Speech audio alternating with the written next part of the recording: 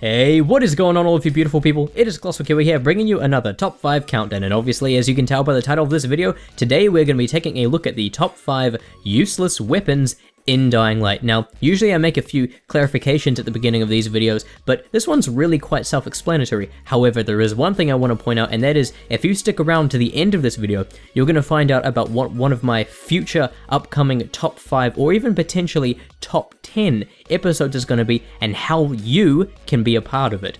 But anyway, let's get into this countdown. So, kicking things off in the number 5 place, we have pipes. All kinds of pipes. You got water pipes, gas pipes, plain pipes, rusty pipes, non-rusty pipes, clean pipes. I don't think there are any called clean pipes, but the opposite of rusty pipes. You know what I mean? There are all kinds of pipes, and that whole category of pipes takes the number 5 spot on this list. Now, as we all know, pipes deal relatively low damage, they're relatively low durability, and they're just a starter weapon. They're not very useful once you've gotten a little bit into the game because you begin to find other, more useful weapons. However, the reason why the pipes are not higher up on this list are because they have some competitive advantages over the other items in this list, and those competitive advantages are, first of all, pipes can be repaired, and also they can be upgraded with king mods if you really want to waste a king mod and other mods on pipes.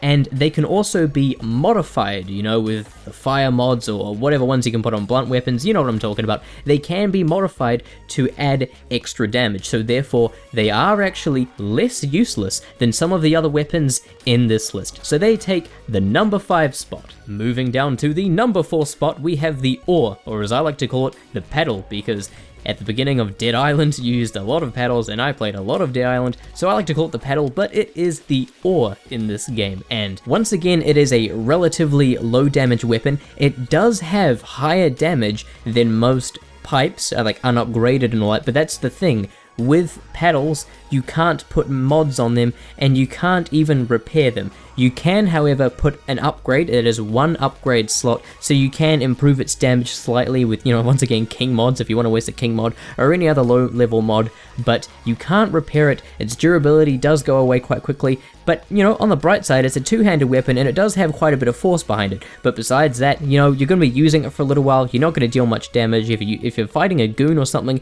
you're not even going to be able to kill it before the weapon breaks. So that is why it is on the number 4 list. It's pretty useless. Coming in at the number 3 spot, we have the weapon that everybody thinks to use when there's a zombie apocalypse. And guys, of course I'm talking about the table leg. Hoorah! Now obviously the quality and effectiveness of this weapon depends on your furniture and how luxurious of a table you have. You know, if you have an expensive fancy table or something, then it may end up doing more damage, but either way, this weapon sucks. I mean, it has low damage, low durability, it can't be repaired, so as soon as you hit a few people with it, the most you can do is throw it at a zombie's head and just hope to escape from their clutches of doom. I mean, what more can you expect from a weapon named table leg? It is what it is. I mean, it is exactly what it's called. What more can I say? It's a table leg. And coming into the number 2 place, we actually have a weapon that isn't too different from the table leg, and that is the plank. Now, I believe there are 2 different variations of planks within Dying Light. There's the nailed plank and the floor plank, but they all have the same attributes as the table leg. They have the same damage, the same durability, the same handling. They can both be upgraded once by king mods or, you know, any other kind of mod like that. But literally the only difference between these 2 weapons, besides the aesthetics, obviously because they look different, is the selling price, because the table legs always sell for more than the planks. Well, not always more, because, you know, like I said, there are 2 variations. There's the floor plank and the nailed plank. I do believe the floor plank will sell for the same price as table legs, but nailed planks do not sell for as much, and that is the only difference really. And I know it's such a weird difference to base it on, you know, which is higher up on the list and which is lower, but that really is the only difference. Like I said, they have the same damage, the same everything. It's just that the table legs sell for more than the nailed planks, and that makes the nailed planks more useless because, well, you just don't get that extra few dollars from them. And, well, that's pretty much all I have to say about the planks. Other than the selling price, they are essentially the same weapon with a different skin. And coming in at the number 1 spot on this very honorable list of top 5 useless weapons, guys, could it really be anything else? It's the AntiGay Toy gun.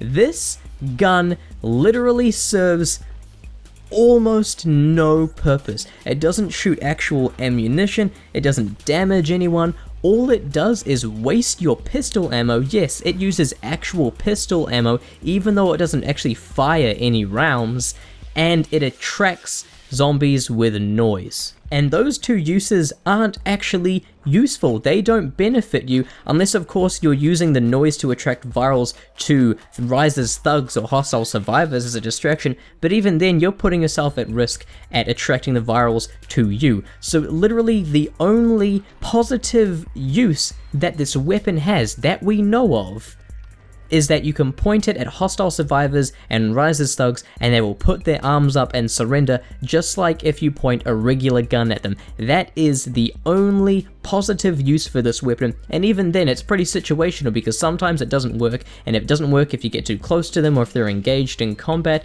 That is the only thing. So I'm still thinking there has to be some kind of secret hidden power for this anti-Gay Toy gun that we just don't know about yet, but until we find out, it remains the most useless weapon in Dying Light. So guys, I hope you enjoyed this video, and now here's the information regarding that future episode I was talking about at the beginning of the video. Now, I wasn't lying when I said that you can be involved in one of the upcoming countdowns. In fact, the whole point behind this idea is to get you guys involved more. So the basic rundown is that this countdown is going to be the top 5 or possibly top 10, depending on how many submissions I get, PvP moments in Dying Light. Now that can be from the Night Hunter perspective or Kyle Crane's perspective, but yes, that this is a purely community-based top 5 countdown. None of my clips will be entered in this, obviously. It's all going to be your clips. So the way that you will send me the clips is, first you will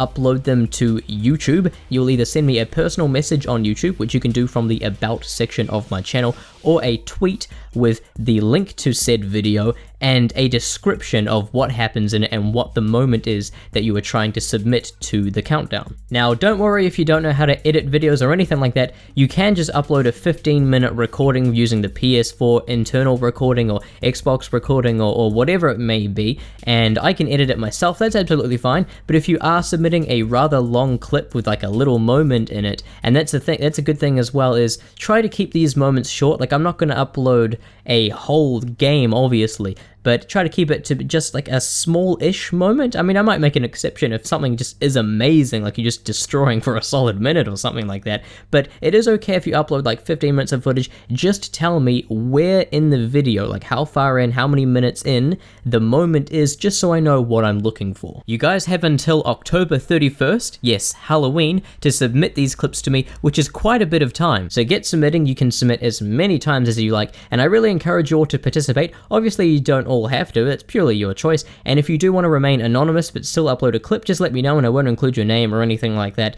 But guys, I really do encourage you to participate because I really think, because I have something quite special planned for this top 5 countdown or top 10 countdown, depending on what it is, and I'm not going to reveal what that is, but I think with your help we can create something truly beautiful.